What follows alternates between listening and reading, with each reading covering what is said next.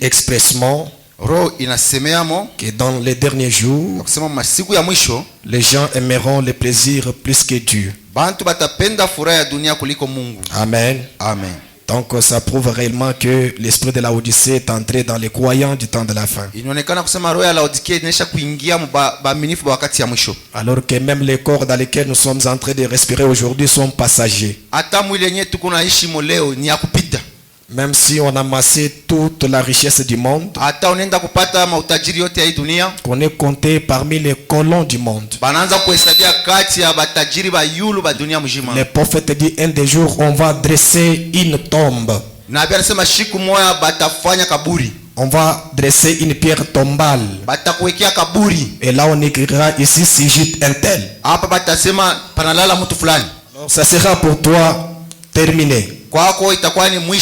Mais si tu as la parole de Dieu, même si les choses du monde restent, d'ailleurs le prophète dit, nous sommes venus dans ce monde sans rien apporter. Il est encore évident qu'en partant, nous n'avons pas apporté quelque chose. Mais quelqu'un qui a le Saint-Esprit, il a l'assurance bénie. Même si la mort le frappait à n'importe quel moment, la mort ne sera qu'un changement de l'adresse. Donc il quitte de ce monde de douleur vers un monde où il n'y a pas de douleur. Amen. Amen. Que Dieu vous bénisse, vous qui avez encore le courage, et qu'il augmente davantage ce courage. Tenons-nous debout pour la lecture de la parole de Dieu. Aujourd'hui nous allons lire dans Marc 16. Commençons au verset 14. Enfin il apparut au 11. Marc 11 et plutôt 16, 14. Enfin Jésus apparut au 11. Pendant qu'ils étaient à table, et il leur reprocha leur incrédulité et la dureté de leur cœur, parce qu'ils n'avaient pas cru ce qu'ils avaient vu ressusciter.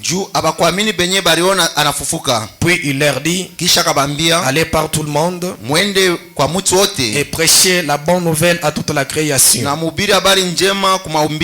Celui qui croira et qui sera baptisé sera sauvé, mais celui qui ne croira pas sera condamné. Voici les miracles qui accompagneront ceux qui auront cru. À mon nom, ils chasseront les démons, ils parleront de nouvelles langues, ils saisiront des serpents, s'ils boivent quelques breuvages mortels, il ne leur fera point de mal. Ils imposeront les mains aux malades et les malades seront guéris. Amen. Vous pouvez vous asseoir pendant que j'ajoute encore Marc 11. Marc 11 20. Marc 11 20. Le matin en passant, les disciples vinrent les figuiers séchés jusqu'aux racines.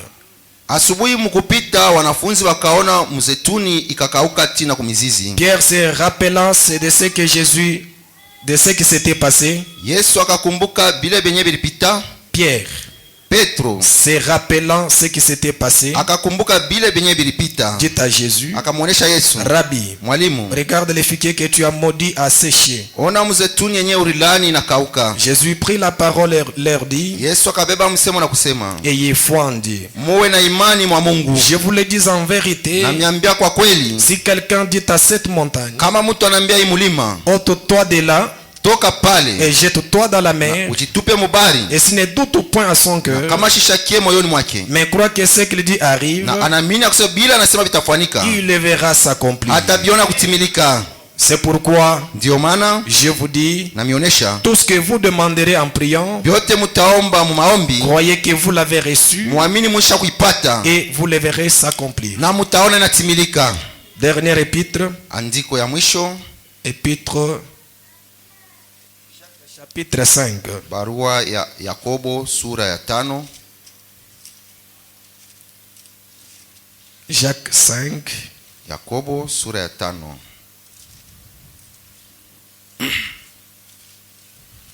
Ça sera la dernière épître. Njo itakuwa barua ya mwisho. Jacques 5, 13. Yakobo 5 sura 13. Quelqu'un parmi vous est-il dans la souffrance?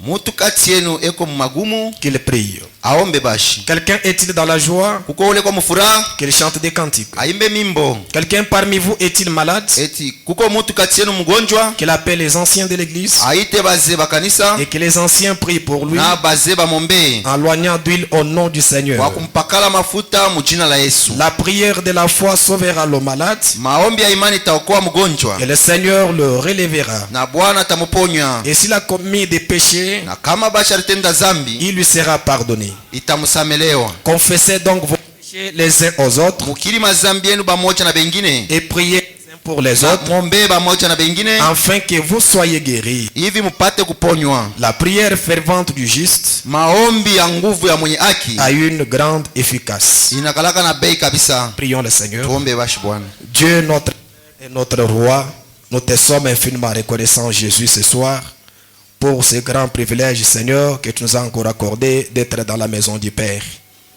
Jésus l'appelait la maison de prière et les prophètes l'appelaient la maison de correction. Nous sommes venus Seigneur Jésus pour t'adorer et pour être plongés au moyen de ta parole Père. C'est vrai Seigneur, la bataille que nous avons, il faut beaucoup manger ta parole. Sans ta parole, le diable est toujours prêt. Il ne craint pas, il s'approche davantage. S'il a eu l'audace de s'approcher de toi pour te tenter, Seigneur, à combien plus forte raison nous, Seigneur des humains. C'est ainsi que tu nous as dit de demeurer dans ta parole, Père. Parce que le prophète te dit, avec la parole, même les moindres des croyants, vaincra le diable. C'est pourquoi, Seigneur, nous sommes venus pour manger cette parole qui est Christ, qui est le pain de vie qui est descendu du ciel. Nous le croyons de tout notre cœur, Seigneur Jésus. Même si Satan refuse avec ses adeptes, mais nous le croyons, Père, parce que tu nous as vraiment révélé cela. Bien-aimé Père, nous te recommandons, Seigneur Jésus, la prédication de la parole. C'est toi, le Saint-Esprit, qui a promis de prêcher cette parole au temps de la fin. Et tu l'as fait en utilisant la bouche d'un seul homme, William Marion Branham. Pour nous les autres, Seigneur, tu nous appelles des auxiliaires, oh Dieu, pour répéter, Seigneur, simplement le message. C'est pourquoi, Père bien-aimé, tiens-moi fidèlement, Seigneur, derrière, oh Jésus, c'est que tu as parlé, Seigneur, par l'entremise de ton serviteur, William Marion Branham. Seigneur, que ce message apporte, oh Dieu bien-aimé, une fortification à une âme qui était déjà découragée, Seigneur. Apporte une guérison à celui qui est venu malade, oh Dieu. Parce que nous savons que, Père, quand nous venons dans cet endroit, nous ne pouvons pas sortir tel que nous étions entrés, Seigneur. C'est la vérité, Père bien-aimé. Quelqu'un qui est venu avec la maladie, s'il croit de tout son cœur, Père, il y a toujours la guérison. Quelqu'un qui est venu avec, oh Dieu, un problème, s'il croit de tout son cœur, il y a toujours la solution. Jésus, tu demeures le même hier, aujourd'hui, éternellement. Agis, Seigneur Jésus, toi qui es descendu les jours de Pentecôte, les gens ont parlé de nouvelles langues, Seigneur. Oh Dieu n'avait pas encore peur, Seigneur Jésus. Il pouvait prophétiser, Seigneur. Il pouvait chanter des cantiques à cause de la joie qui leur était donnée, Seigneur, du salut. Père, accorde la joie à ceux qui n'en ont pas, Seigneur. Et redouble le courage à ceux qui en ont encore, Père. Ceux qui n'en ont pas, Seigneur, donne-leur encore le courage. Le temps est trop pressé, Seigneur, pour que nous puissions dormir, Jésus. C'est le temps de veiller, oh Dieu, prier, cherchant vraiment ta face, puisque bientôt c'est le départ de l'épouse. Bénis chacun de nos seigneurs. Bénis cet auditoire. Ou les voix que tu vas utiliser, Seigneur. Même l'interprète. Et bénis notre pasteur. Bénis, Seigneur, les diacres, les administrateurs. Bénis tout ton fils, Seigneur, de cette église, Père. Nous recommandons le début et la fin à toi. Pour la gloire du Père. Au nom de Jésus-Christ. Amen.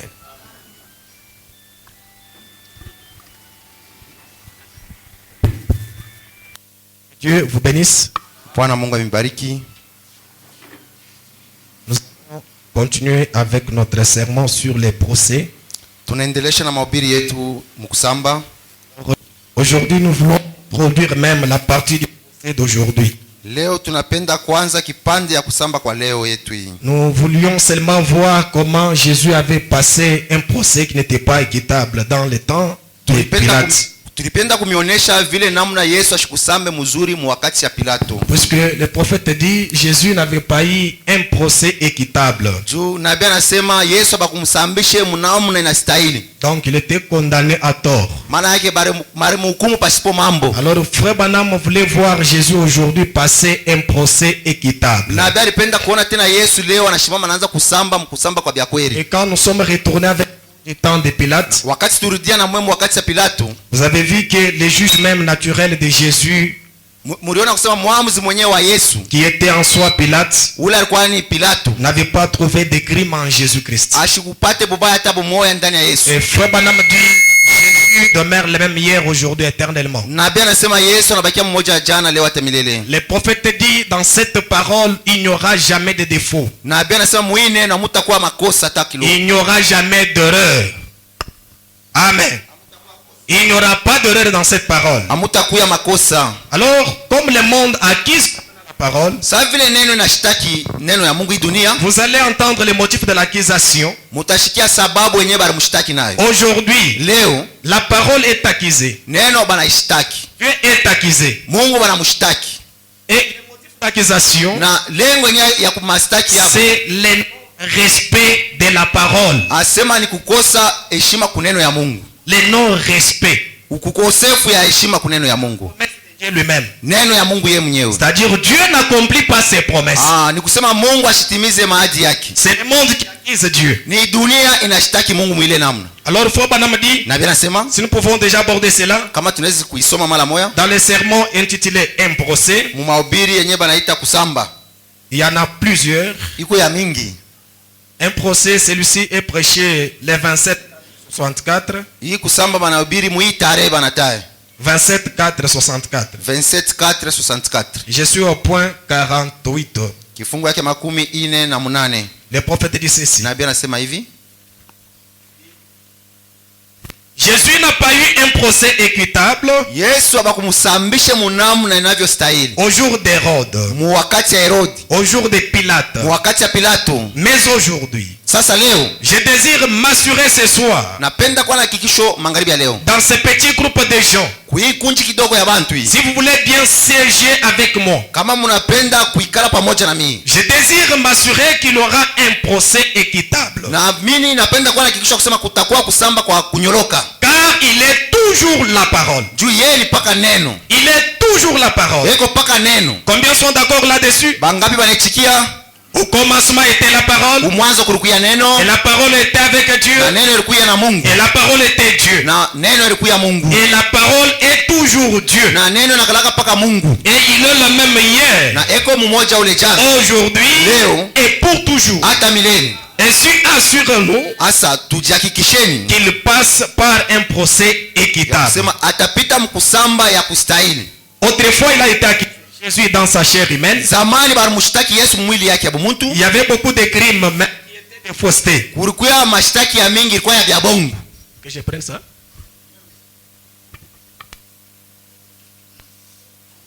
Aujourd'hui, il y a encore des crimes.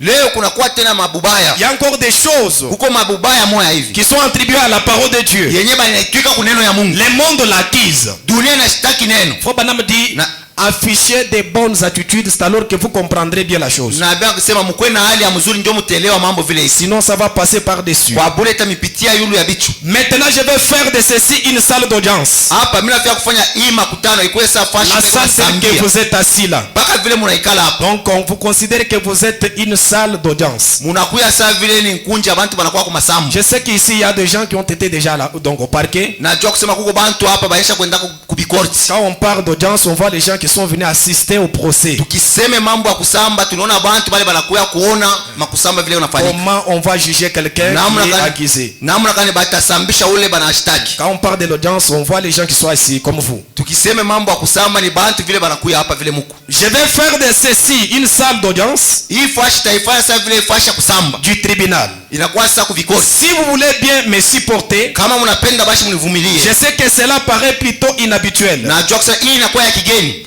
Mais Lakini nous formons actuellement tunafanya hapa sasa juste une petite assemblée ici. makutano moja kidogo hapa. devant laquelle nous aimerions faire comparaître cette parole, mbele ya ile tunapenda kusambisha hii neno que je déclare être la parole de Dieu. ile mimi naisema ni neno ya Mungu, Et je suis ici pour la défendre. na niko hapa juu ya kuisimamia yo. Amen. Amen. Dans ce temps-là, Jésus n'avait pas de défenseur. Mwile wakati Yesu ashikuwa na batetezi, Aujourd'hui, Jésus en a. leo Yesu yuko nabo, Et parmi eux, il y a William na Branham. kati ya bale ni na ndugu Branham yuko hapo, Je suis aussi là. na mimi niko Et pale, toi, tu dois être là. na wewe unapaswa kuya pale. Branham dit, je dois défendre la parole de Dieu. Branham anasema unapaswa kusimamia neno ya Mungu. Et maintenant, nous allons la faire comparaître Sasa tutamsambisha devant la cour du jugement. mbele ya vikorti ya kusamba, Comme il en fit au jour d'Hérode, sasa vile ilifanyika msiku ya Herodi, où Hérode le fut en jugement, passé en jugement, mule Herodi alimpitisha mkusamba, ou plutôt Pilate, au Pilato, devant la cour de Pilate. mbele ya Pilato Nous allons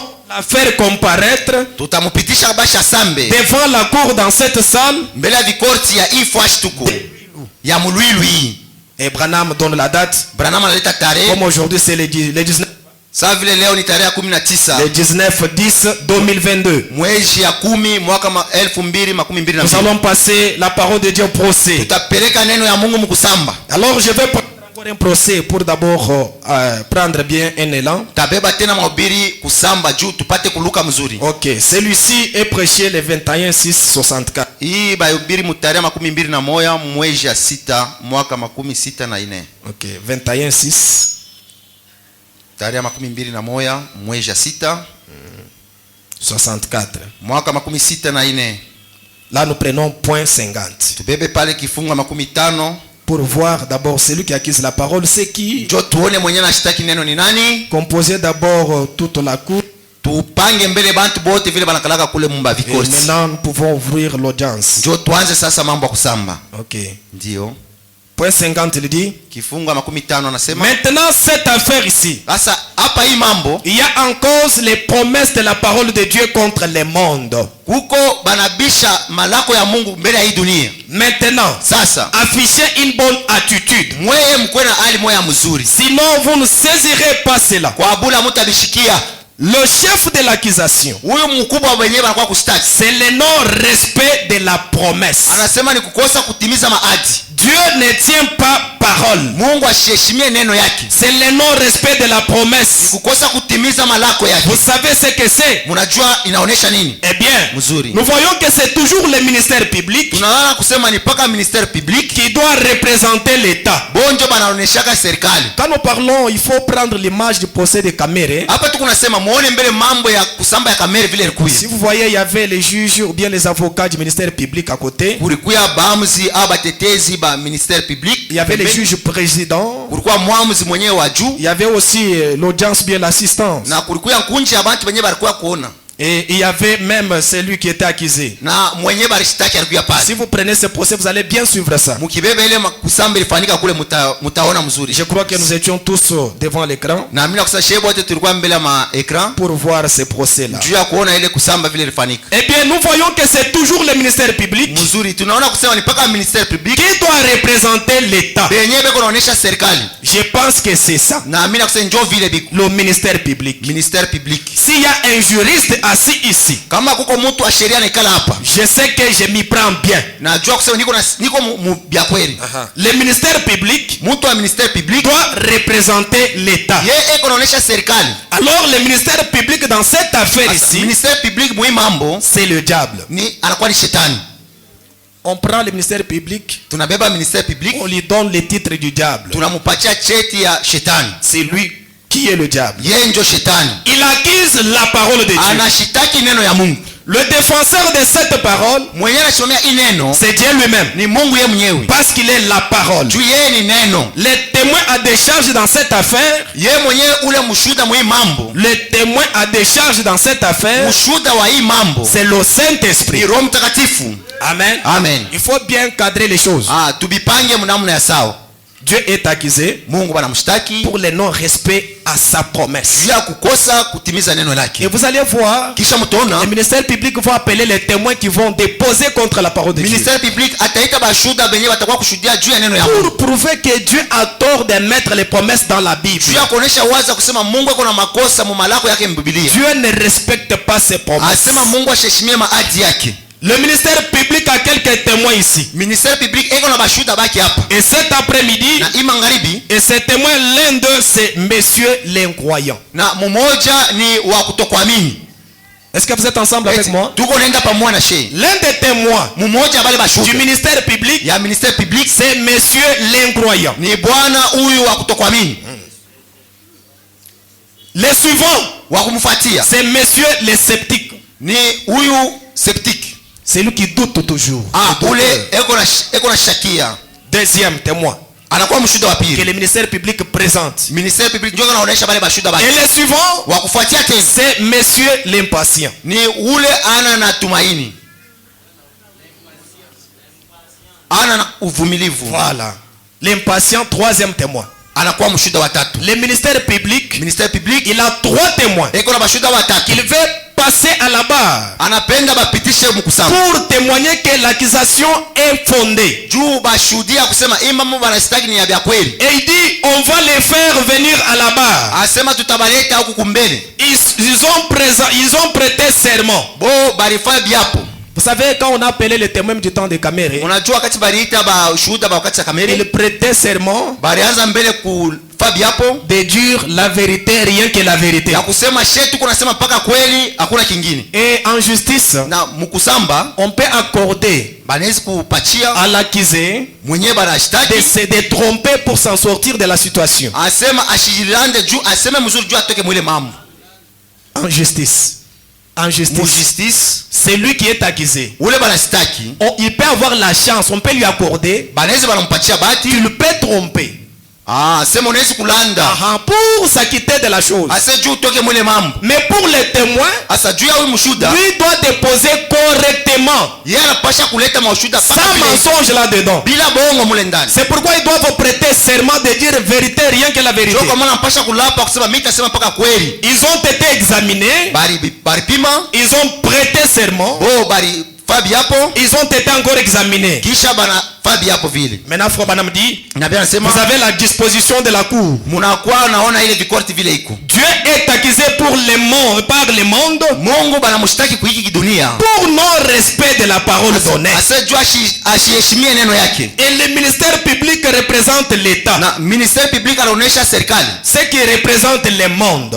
Mwenye anaonesha tena kidunia. Le ministère public, Ministère public c'est le diable. ni shetani. Il conteste que la parole est vraie. Eko na katala sema neno aina ya kweli. Et le ministère public, Na ministère public pour son témoignage, juu ya ushuda yake il fait venir 3 témoins contre la parole de Dieu. analeta bashuda tatu bashuhudie juu ya neno ya Mungu. Et pour étayer cela, Na juu ya kubitanjika pale il va vous prouver cet après-midi atamihakikishia hii magharibi ya leo que Dieu ne tient pas na parole. kusema Mungu ashiheshimie neno yake. Elle ne doit pas être suivie. Abawezi kumshikia Cette parole ne doit pas être suivie. hii neno, abawezi kuiamini. Ce n'est pas absolument vrai. Aina ya vya kweli, Il n'y a rien de vrai là. hakuna kia kweli mule ndani. Et l'accusé, Na huyu mwenyewe banashtaki c'est Dieu qui est l'auteur. ni Mungu njo mwenyewe, Et la parole pour ces jours ici, na neno njo yenyewe juu ya hii wakati la même qu'en ces temps-là, iko mumoya na ile wakati ou à n'importe quelle autre époque. au wakati yoyote haizuru. Et le ministère public a ses témoins. Ministère public eko na bashuda baki. Eh bien, vous direz, Mutasema où est le jury? sasa mwamze kwa wapi? Ce sont ceux Ni à pale qui je m'adresse. bale benye niko naambia Les jurys, c'est vous. mwe benye kuikala C'est vous les ni jurys. mwe benye sheria Vous êtes aussi les juges. na mwe muko baamuzi.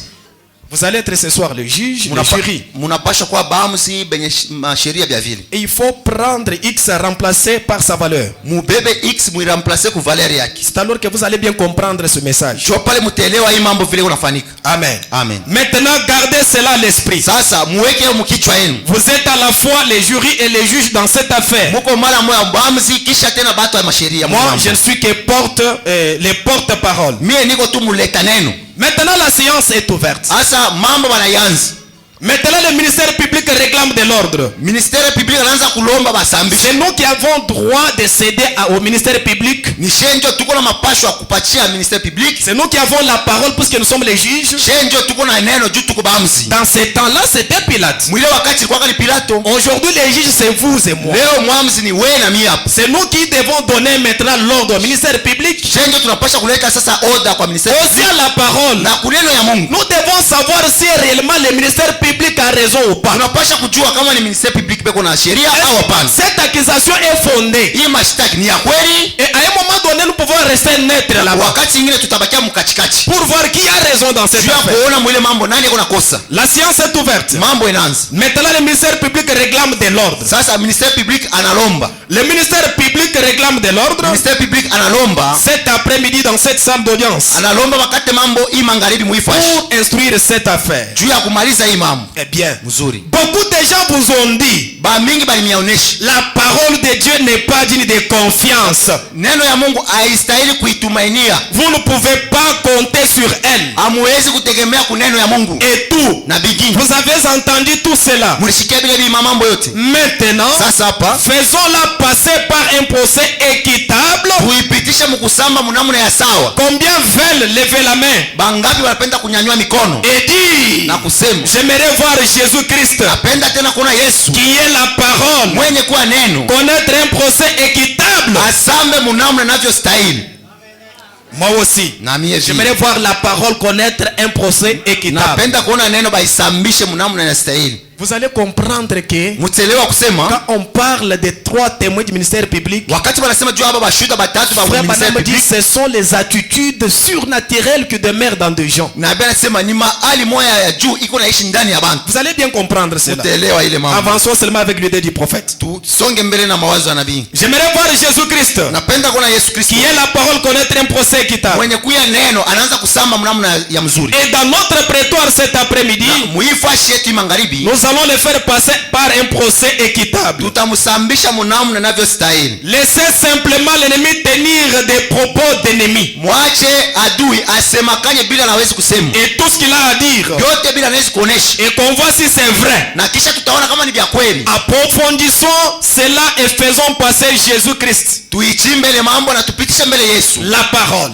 Yeye mwenye kwa neno. par un procès équitable cet après-midi. Apite mkusamba mnamna inavyostahili magharibi. Maintenant, la cour fait un appel à l'ordre. Sasa makutano inaita mwingine. Nous, la cour, nous faisons un appel à l'ordre. Shebe nyekuya hapa tunaita mwingine. Le premier témoin Mshuda wa kwanza. que le ministère public veut amener là-bas, Ule ministère public anatuletea mkusamba. c'est Monsieur l'incroyant. Ni bwana wa kutokuamini.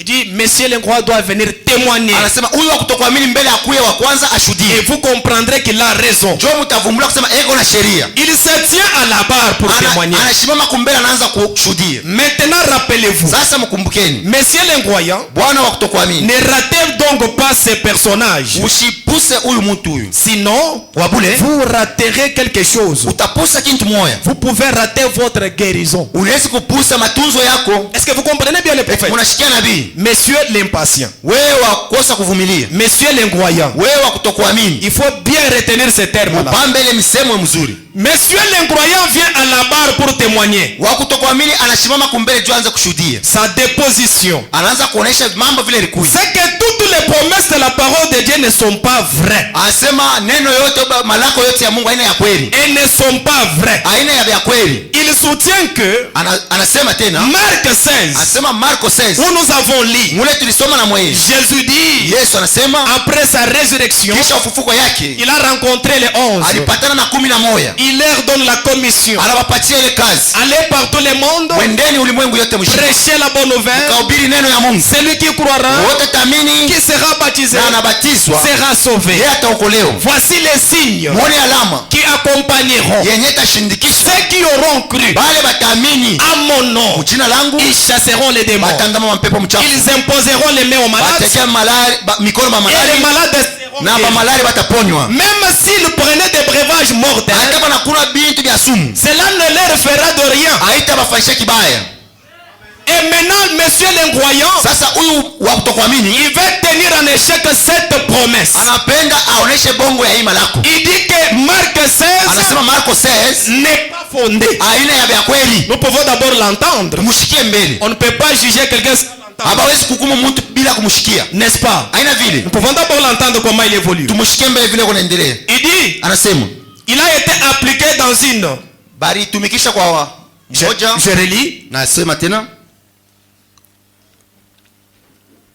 Monsieur l'incroyant, bwana wa kutokuamini vient à la barre pour témoigner. anashimama kumbele, anaanza kusema, Sa déposition, anaanza kuonesha c'est vyake. que toutes les promesses de la parole de Dieu ne sont pas vraies. Anasema malako yote ya Mungu aina ya vya kweli, Elles ne sont pas vraies. aina ya vya kweli ni ya bongo. Il soutient que Marc 16 Anasema Marko 16 lui a été appliqué dans une soi-disant réunion du Saint-Esprit. bali itumikisha mkusanyiko mmoja ya Roho Mtakatifu. Il souffrait de la gastrite. Alianza kuteswa na ile gastritis Depuis quelques années, miaka ya mingi. il est allé quelque part Alienda fashi moja où on tenait ce qu'on appelle une réunion du Saint-Esprit. mule banaanza kufanya mkusanyiko banaita sema ya Roho Mtakatifu, Et où on croyait que cette promesse de Marc 16 était vraie. na mule banaamini kusema hii malako ya Marko 16 ni ya vya kweli. Il a demandé qu'on lui impose les mains conformément à la promesse de Dieu. Yeye alilomba wamwekee mikono vile neno ya Mungu inasema. Amen. Amen. Tel que vous êtes là, Paka hivi kwa hapo, voyez votre voisin qui est malade. unaona jirani wako mgonjwa, Vous lui dites, unamuonesha nous avons un Dieu vivant. wewe tuko na Mungu mzima, Si tu viens chez nous, kikwe mwetu notre pasteur prie pour toi. mchungaji wetu kikombee, Il t'impose les mains. anakuwekea tu Tu mikono, es guéri. unaponywa, Tu l'exhortes et dis je crois. unamsubutisha na itika sema na mimi. Il vient. Yeye ule anakuya, On lui impose les mains. banamwekea mikono, On prie. banamwombea, Voyons maintenant le résultat. tuone matokeo. S'il est incroyant ou un incroyant, Kama ni mwaminifu au ana c'est mwaminifu, là où il y a un problème. ndio pale panakuwa mambo. Il était parti dans une réunion de prière. Yeye aliendaka mkusanyiko ya maombi, Ces messieurs, huyu bwana on huyu l'a exhorté. Il bakamsubutisha, a dit que Marc 16, banamwambia Marko c'est la 16 portion de la parole qui est encore vivante. ni kipande ya neno ngali mzima. Si tu crois, tu seras guéri. Kama unaiamini utaponywa. Ces messieurs a cru. Huyu bwana kaamini, On lui a imposé les mains. bakamwekea mikono, On a prié pour lui. bakamwombea. Monsieur l'incroyant. Bwana wa kutokuamini Je huyu, parle du monsieur incroyant. niko nasema juu ya huyu bwana wa Ou kutokuamini madame la non-croyante. au dada wasipokuamini. Il dit, Anasema il n'a rien à dire contre le prédicateur. ana nakia kusema juu ya mahubiri. Il n'accuse pas le prédicateur Yeye ashistaki ule mhubiri, hapana. qui avait imposé les mains ou bien qui avait prié pour lui. Ule alimwombeaka kumwekea mikono, hapana. Ce dernier a lu cela directement dans la parole. Huyu itakuwa ni neno ya Mungu mara moja. Ce prédicateur Huyu mhubiri a lu cela directement dans la parole. alibisoma ni kuneno ya Mungu. Il n'accuse pas le prédicateur. Ashistaki yeye mhubiri, hapana. Il accuse Dieu. Anastaki ni Mungu. Comment toi tu ne m'as pas guéri? Je, wewe hakuniponya Aussi longtemps que tu as mis la promesse dans la Bible. ile saa ulifanya malako mu Biblia, Et tu as dit que Marc 16 ulisema Marko 16 est vrai. ni ya vya Il kweli. continue avec sa déposition. Anaendelesha kusema vyake, Il dit, asema il n'a rien à dire contre le prédicateur. ana nakia kusema vibaya juu ya mhubiri. En effet, Kwa kweli ce n'est pas la faute du prédicateur. haina kosa ya mhubiri. Le prédicateur ne fait que lire ce que Dieu a ordonné. Mhubiri anasomea bantu bile Mungu mwenyewe alisema. Vous voyez que même l'incroyant Unaona hata wa kutokuamini comprend les choses plus que les autres. eko napima kuelewa mzuri kushindia wengine. Le prédicateur ne fait que lire ce qui a été mis dans la parole. Bahubiri beko nasoma paka benye baliandika kuneno ya Mungu. Ce monsieur est bien ajusté. Huyu bwana anashimama pazuri. Lui, son problème, il accuse Dieu. Yeye mambo yake anashitaki ni Mungu. Il n'accuse pas le prédicateur. Ashistaki bahubiri. Le prédicateur, lui, Mhubiri yeye ne fait que ce que la parole lui a recommandé de faire. anafanya kenye neno anasema fanya. Il dit, je n'accuse pas le prédicateur. Anasema shistaki lwangu mhubiri. Celui-là ne fait que ce que Dieu a mis dans sa parole. Yeye anafanya paka bile Mungu alifanya kuneno yake. Ce n'est pas la faute du prédicateur. Haina kosa ya mhubiri, hapana. Le prédicateur ne fait que lire ce que Dieu a ordonné. Mhubiri anasoma paka bile Mungu mwenyewe aliandika. Et Dieu a effectivement dit dans Marc 16, Asema Mungu alisema kweli kweli mu Marko 16. voici les miracles qui accompagneront ceux qui auront cru. Asema muone miujiza itashindikisha benye kuamini. Ils imposeront les mains aux malades. Batekea mikono ba malari. Les malades seront Ba guéris. malari bataponywa. Il déclare être incroyant. Anasema sema na yeye ni mwaminifu. Moi aussi j'ai cru. Na mimi naamini. C'est là où vous allez découvrir que vous êtes incroyant, vous êtes un incroyant. Jua pale utavumbura uko mwaminifu au wa kutokuamini. À travers cette prédication, Kupitia hii mahubiri vous allez voir réellement si vous êtes croyant ou bien utaona incroyant. kweli kweli kama ukisha kuamini au hapana. Affichez seulement une bonne attitude. Onesha hali moja tu ya mzuri. Il dit, moi aussi je suis un croyant. Mimi na mimi niko mwaminifu. Il déclare être un croyant. Anatangaza sema na yeye ni mwaminifu. Alors il est venu à ce genre de réunion. Ile alienda muile mkusanyiko. où on prêchait, mule balikuwa nahubiri disant que Marc 16 est vrai. banasema Marko 16 ni ya kweli, Et le prédicateur qui avait le baptême du Saint-Esprit, na ule mhubiri alikuwa na ubatizo wa Roho Mtakatifu qui soutenait être un croyant, mwenye alianza kusema iko mwaminifu, et un ministre envoyé pour cette œuvre-là, na mhubiri mwenye banatuma juu ya hii kazi, lui a imposé les mains. ule mhubiri alimwekea mikono. Il y a de cela 2 mois, Unafanya miezi 2, mais son estomac lakini ile malaria yake lui estoma fait mal comme auparavant. ingali na muuma mpaka saa zamani. Est-ce que vous suivez? Eti mko nafuata, Il est venu dans une réunion de prière ye anakuwa mkusanyiko ya maombi avec la gastrite. na ile malaria yake estoma, On lui a lu dans Marc 16. banamsomea Marko Lui 16 aussi a cru. na yeye anabiamini, On lui a imposé les mains. bakamwekea mkono. Il dit, 2 mois après, Anasema miezi 2 kisha l'estomac me fait toujours mal. malaria ya estoma aishi. Comment Dieu ne m'a pas guéri? Je, Mungu ashiniponye? Sa parole n'est pas Asema vraie. bongo, neno yake ni ya bongo, Sa promesse n'est pas vraie. malako yake ni ya bongo. 2 mois Miezi 2 que j'ai toujours cette souffrance. niko mpaka na ile maumivu, Sa promesse n'est pas vraie. malako yake ni ya bongo. Est-ce que vous êtes en train de vous situer? Muko nalipanga, Vous vous situez, n'est-ce pas? munalipanga pa fasha On prie pour vous bala kombea 1 semaine et mois. chuma moya mwezi Tu moya n'es pas guéri. hauponywe. Il y a un évangéliste qui arrive quelque part. Mhubiri mwana anatoka fashi fulani Il akuya, fait la ligne de prière. anaita bantu mstari maombi. Qui est malade? Nani mgonjwa? Tu es toujours là. Wako pale. Tu répètes la même maladie. Unasemuluna ile malari moya moya. Et cette maladie devient Malari nakuya ingérable. yashipa kuponywa. À chaque fois qu'on fait l'appel pour la ligne de prière, Wakati wote wanaita bantu juu baombee, toi tu viens toujours avec ta maladie wewe là. unapita mpaka na ile malari moya moya ile. Donc la maladie devient chronique. Malari inakuwa ni yabo ya mashiku wote. Ça me fait mal. Iko na mbaya. Pasteur a prié. Mchungaji aliomba. Frère Jean avait prié. Ndugu Yohana aliomba. Un ministre avait prié. Mhubiri fulani aliomba. Si quelqu'un viendra demain, Kama mtu mwingine atakuwa kesho, qui sont malades, banani ba tu malari es là. wote onekana Tu pale. souffres de quoi? Unateswa nini? La même maladie. Mpaka ile malari moya moya. 2 mois, 3 mois, 5 mois. Miezi 3, miezi 5. Comment ça vous situez? Sasa kuona Ici nous parlons du monsieur incroyable hapa tuko nasema juu ya huyu bwana qui kutokuamini. prétend être croyant Analiita kwa mwaminifu. et qui dit qu'il était aussi sur les sièges de l'église. Anasema na yeye alikuwa kama mkanisa mule ndani. Et on lui a appliqué Marc 16. Bali mtumikishaka ile Marko 16. 2 mois. Miezi 2. La gastrite lui faisait toujours mal. Malari iko paka pale. Il y a de cela 2 mois. Unafanya miezi 2. Mais son estomac lui fait mal comme auparavant. Toma yake kupaka na muuma saa zamani. Il soutient donc Ana sadiki ya kusema que Dieu a tort d'avoir mis pareille chose dans la parole. ana sadiki kusema Mungu aliweka kitu kibaya hiki muneno ya Mungu. Alors que ce n'est pas vrai. Sasa hii mambo ina ya kweli. Maintenant qu'il descende, Sasa ashuke, il a témoigné. yeye anashuhudia vyake. On le fait quitter. Bala mtosha kumbele wendi. Il a raison. Eko na sheria. On lui a appliqué Marc 16, il n'est pas guéri. Bali muombea ku Marko 16 ashiponywe.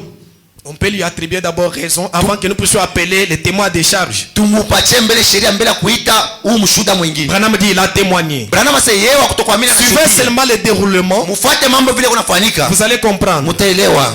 Il dit le prochain à la barre, Anasema wa pili anakuya. c'est monsieur le sceptique. Ni huyu wa kushakia. Il veut témoigner. Yeye naye anapenda ashuhudie. Les douteurs. Huyu wa kushakia mambo. C'est lui qui doute. Est-ce que c'est vrai? Yeye paka shaka eti ni vya Et kweli. c'est réellement les mecs qui m'ont été imposés ici. Paka hii mikono hii bananiwekea hii. Seulement cette petite prière faite Paka ici. kale kama maombi alifanya Est-ce kazi. que réellement je suis guéri? Njoo vya kweli mitaponywa. C'est le monsieur sceptique dont nous parlons. Huyu bwana wa kushakia ndio tukunasema sasa. Il veut aussi témoigner de la chose. Na yeye anasimama ashuhudie mambo. Il veut témoigner. Anapenda naye ashuhudie. Monsieur le sceptique déclare que Bwana wa kushakia anasema hivi. la tuberculose l'a dérangé pendant environ 15 ans. Anasema frenke yake na mkao miaka 15. Mais Sasa elle n'était cependant pas chronique. lakini haikukuwa ya nguvu. Elle se calmait et reprenait. Ilianza kuisha, inaanza tena. Son état s'améliorait un peu et puis Hali yake saa moja hivi inabamba, saa moja ça hivi reprenait. mpaka vile. Il a entendu parler d'un endroit Jo akashikia wanasema fashi moja hivi. dans la ville Asema hii mji. où un prédicateur pieux était censé prêcher. Mule mhubiri mmoja alianza kuhubiri. Et les gens soutenaient avoir été guéris selon une promesse de Dieu Watu balishuhudia kusema baliponywa kufuatana malako ya Mungu. qui se trouve dans Jacques 5:14. Yenye iko mu Yakobo 5:14. Où nous avons lu encore avec vous. Mule tulisoma tena mpaka na mwenye. Quelqu'un Quelqu'un est-il dans la souffrance? eti mtu eko mateso, Quelqu'un est-il malade? eti mtu eko mgonjwa, Il appelle les anciens de l'église. aite bazee ba kanisa, Que les anciens de l'église prient pour lui. bazee ba kanisa bamwombee En loignant d'huile au nom du kwa Seigneur. kumpakala mafuta mjina la Yesu. La prière du juste a une grande efficace. Maombi ya mwenye haki iko na nguvu kabisa. J'ai entendu parler de cela. Sema mimi nisikia wanasema ile mambo, Je suis parti. nikaenda Où la parole de Dieu dit, mule, neno la Mungu inasema quelqu'un parmi vous, vous est-il malade? eti kati yenu kuko wa malari, Qu'il appelle les anciens de l'église. aite bashi bazee ba Que les kanisa, anciens prient pour lui. bazee bamwombee En loignant d'huile. pakala mafuta. La prière de la foi sauvera le malade. Maombi ya imani itaokoa Et mgonjwa Dieu le relèvera. na Mungu atamponya. Alors il était malade. Alikuya malari ye, Et c'est un croyant. ye na ye ni mwaminifu,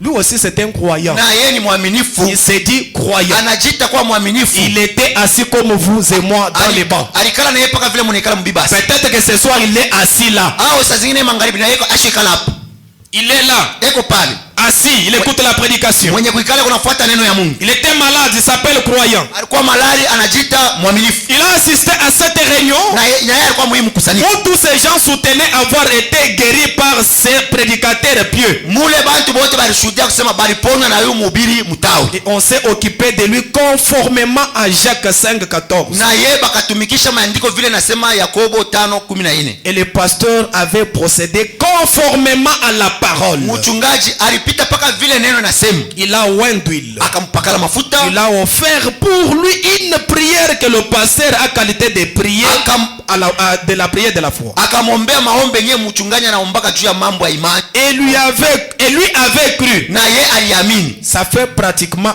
un an. Unafanya sasa mwaka mzima, Il n'en a point eu de résultats. ashiponywe Il en est mwaka mzima avec sa maladie de tuberculose. mpaka na ile mfwenke yake mwaka mzima. Le pasteur a prié. Peut-être l'onction était dans la salle. Mchungaji aliomba na upaka muile fashi.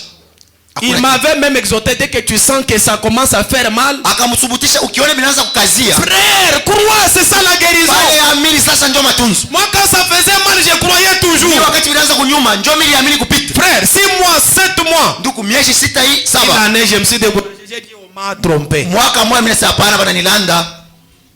Ça c'est quelle fois une année? Ni imani ya je mwaka mzima. Est-ce que même si on va à l'hôpital, on peut sortir, on vous dit une année, vous serez guéri? Eti hata tukienda mkuu hospitali kule tunaweza kutoka bakwambia sema kisha mwaka mmoja Il njoo. s'est dit croyant. Boba anajiita baaminifu. C'est le pasteur qui a offert la prière. Ni mchungaji mwenyewe alimwombea. Il dit, par conséquent, Kwa kueleza basi, monsieur le sceptique soutient que Dieu a tort kwa hii mambo huyu bwana wa kushakia anasadiki ya kusema Mungu eko na kosa d'avoir placé pareille promesse dans la Bible kwa kuweza kufanya malako ya hivi mu Biblia et puis de ne pas la confirmer. kisha ashitimize. Bon, rappelez-vous, Mzuri, mwe mkumbuki, ce sont les promesses du plein évangile que je lis là. ni malako ya injili tele yenyewe ninasoma pale.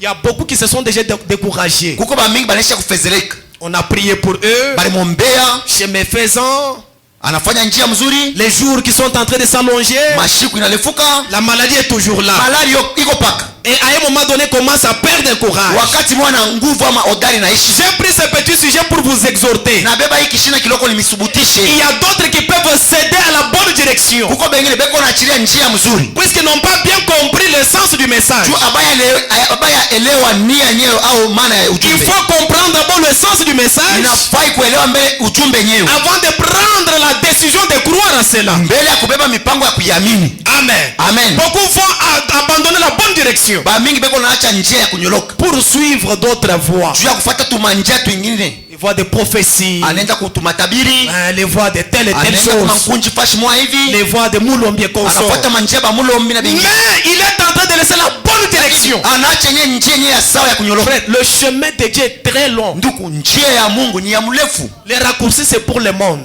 Tumanjia kukatirisha ni ya dunia. Vous allez entendre quand les témoins de charge vont descendre aussi. Mutashikia wakati mushuda na yeye wa mambo atashuka. Dans le chemin de Dieu, on s'abandonne en Dieu, on donne le temps à Dieu. Munjia ya Mungu tuko najiachilia kwa Mungu na kumwachilia vyote kunaishi.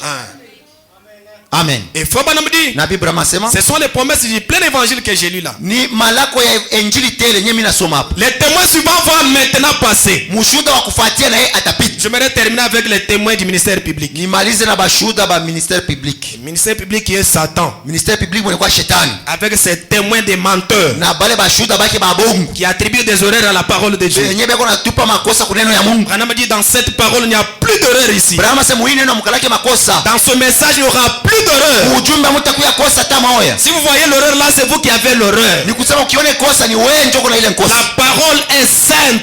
Neno yo iko takatifu. Amen. Amen. Comme Pilate avait examiné Jésus, Baka vile Pilato alimchunguza il l'a Yesu. trouvé innocent. Anamuona washipo mambo. Et vous, quand vous allez examiner la parole, Wewe wakati mtangalia neno. la parole est Neno ni innocente, yashipo mambo. sainte.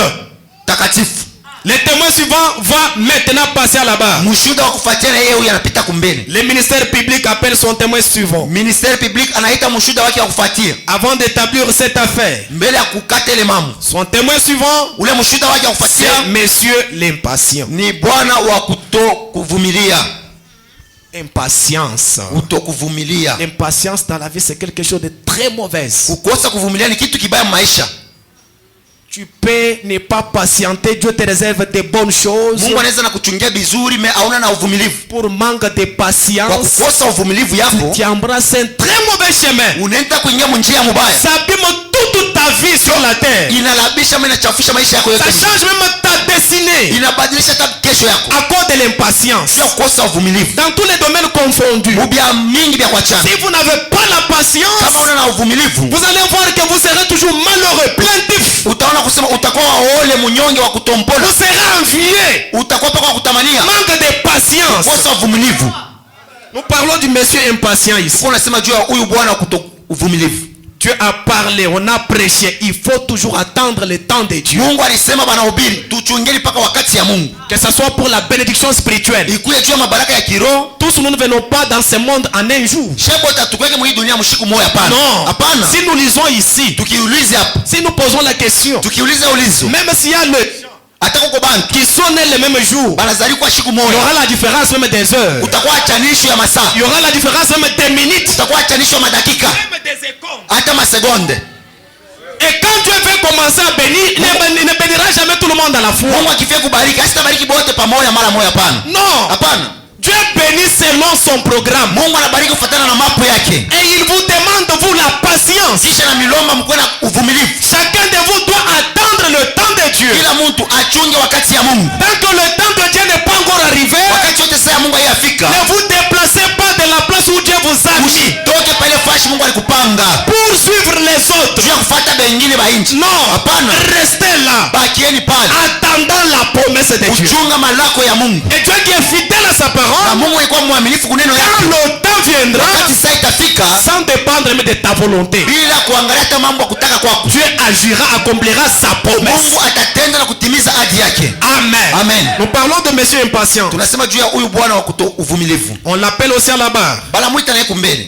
pour qu'il puisse déposer Juu na yeye aseme byake. contre la parole de Dieu. Aseme bila anaona binapinganisha neno la Frère Mungu. Branham dit, Na binasema ce sont des attitudes surnaturelles qui demeurent dans des personnages. ni mahali ya vile ndio nakalaka ndani ya bantu. Quand nous parlons de monsieur impatient, incroyant, Tukisema wa kutokuamini, kutokuvumilia na Sceptique. vingine mashaka ce sont des esprits ni mampepo qui demeurent yenye kuna dumu dans les cœurs des gens. ndani ya mioyo ya bantu. Alors monsieur impatient vient Huyu bwana wa kutovumilivu anakuja. et soutient qu'un jour, Na yeye anasadika kusema siku moja il lisait la Bible. alianza kusoma Biblia. Lui ne fréquentait pas les églises. Yeye kwanza kuingia makanisa pana. Il était un croyant secret. Alikuwa mwaminifu kumpembeni msiri. Dieu est dans le cœur. Il y a aussi d'autres croyants. Anasemaka Mungu ni mumoyo. Njoo mwaminifu bengine masemaka. Lui à l'église ne va pas. Yeye shendage la kanisa. Dimanche il est chez lui, il lit la Bible. Yeye kwa kwake kuna soma Biblia. Il dit que Dieu est dans le cœur. Anasema Mungu ako ni mroho ya Mungu. D'ailleurs, vous qui allez à l'église, vous faites beaucoup de mal plus que nous-mêmes. Mwe benye mlinda makanisa mnafanya mazambi ya mimi Moi, kutushinda je shida. prie chez moi. Mimi naombaka ni kwangu. Dieu voit le cœur. Mungu ako anaona roho yangu. C'est ce monsieur ici. Ni huyu bwana anasema Il hivi. était chez lui à la maison, Alikuwa kwake nyumbani. en train de lire sa propre Bible. Yeye anasoma Biblia yake binafsi. Lui ne fréquentait pas des églises, Yeye kwanza kuingia makanisa. mais il était un croyant. Lakini alikuwa mwaminifu.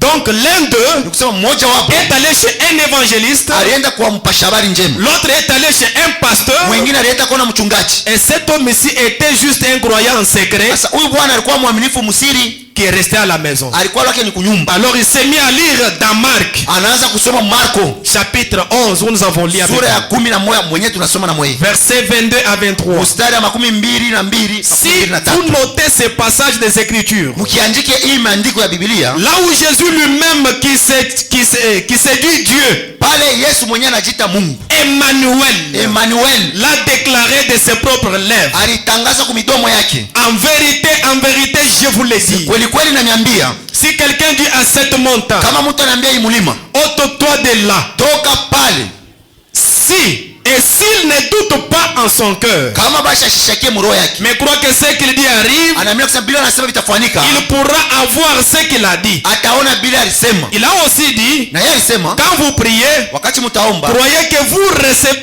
ce que vous demandez, muamini, akisema mnaisha kupokea bile mnalomba, et cela vous sera accordé. ile tamipewa. Il dit que Anasema hivi, ça fait environ 25 ans hapa miaka 25 sasa, qu'il a un pied infirme. ile mkulu yake iko na bulema, Et il y a 5 ans, na kuko miaka 5, alors qu'il était assis en chambre, ile saa alikuwa shaka kuikala mule mchumba yake ya kulala, il s'est senti inspiré à lire la parole. alishika na sukuma kusoma neno ya Mungu. Qu'il dit qu'il croyait. Anasema na yeye anaamini, Il la croyait de tout son cœur. aliamini na roho yake yote mzima, Et alors il a dit, na kisha anasema de sa propre voix, mu sauti yake, toi infirmité de mes jambes, wewe bulema toka au mkubwa, nom de Jésus-Christ, mjina la Yesu quitte-moi, halo nitoke, a-t-il dit. vile alisema Et mnyumba. ça fait 5 ans. Na miaka 5 yoyi, Mais il est tout aussi infirme qu'auparavant. eko paka kiwete sa vile zamani. Pouvez nous aider avec les petits mouchoirs s'il vous plaît. Mtusaidie kuna mamshwara hapa.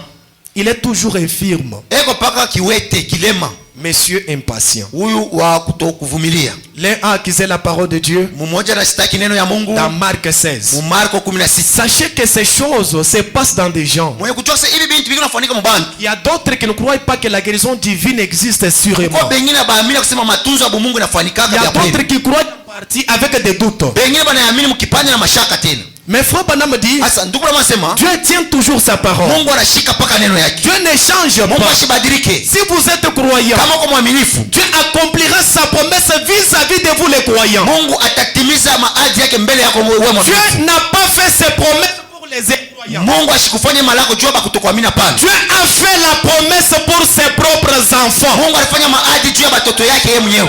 Amen. Amen. Et quand vous êtes l'enfant de la maison, Wakati uko mtoto wa mnyumba, peu importe le temps qui va se mettre, haizuri wakati wote inaweza kupita. toi, ça ne te regarde pas. Wewe ina mambo yako. Regardez les enfants quand nous avons les enfants à la maison. Angalia wakati kuna batoto kwa nyumba. Si tu lui promets le véhicule, Ukimulaki motoka, demain il sera là, papa véhicule. kesho takuya tena baba Tu motoka. lui dis, je t'amènerai véhicule. Unasema Il takuletea. continuera toujours à croire. Ataendelesha paka kuamini. Il a confiance dans son père. Uko na tumaini mwa baba yake. Papa m'a promis le véhicule. Baba alinilaka motoka. Bien que son papa est incapable, Hata vile baba yake ana makuta. mais cet enfant Huyu mtoto yeye ira parler même à ses amis. ataenda kuambia na marafiki yake. Papa m'amènera le véhicule. Baba ataniletea motoka. Il témoigne. Eko na shuhudia. C'est comme ça avec les enfants de Dieu. Jo vile pamoja na watoto ya Mungu. Quand Dieu leur promet quelque Mungu chose anabalaka kitu fulani. et commence à témoigner, Kwa bataanza mara moja kushuhudia. Dieu a dit, Mungu anasema. Dieu a dit, Mungu anasema. je crois Mimi naamini et cela suffit. ile naenea pale. Je n'ai pas posé de questions. Siwezi Là. kwanza kuuliza maulizo.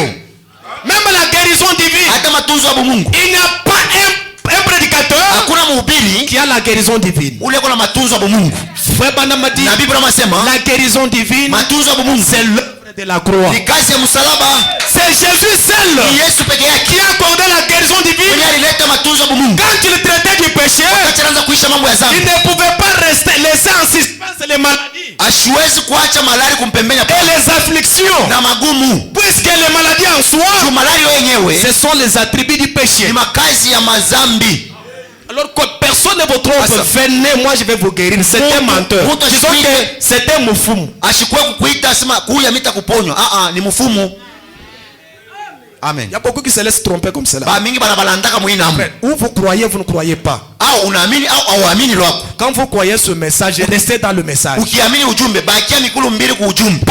Paulo qui était mwenye alikuya ce temps-là, ile wakati l'apôtre qui avait un grand ministère mutume na huduma munene de tous les autres apôtres, kushinda ba mitume bengine avec des yeux malades, na macho malari, il croyait toujours dans Dieu. aliamini paka Mungu, Il croyait à ce Jéhovah. aliamini ule Yehova wake. Il dit qui me séparera de l'amour de Dieu. Anasema nini itanitenganisha na mapendo ya Mungu? Paul n'a pas tangué. Paulo ashikulempe, Il savait qu'en dehors de Dieu pas de guérison. alijua kusema nje ya Mungu hakuna matunzo. La guérison, Matunzo. c'est le don de Dieu lui-même. Zawadi ya Mungu peke yake, Personne ne peut vous guérir. hakuna kumuponya, Personne ne peut vous donner les enfants. hakuna kumpatia watoto. C'est Dieu Mungu qui est l'auteur de toute vie. mwenye vyote.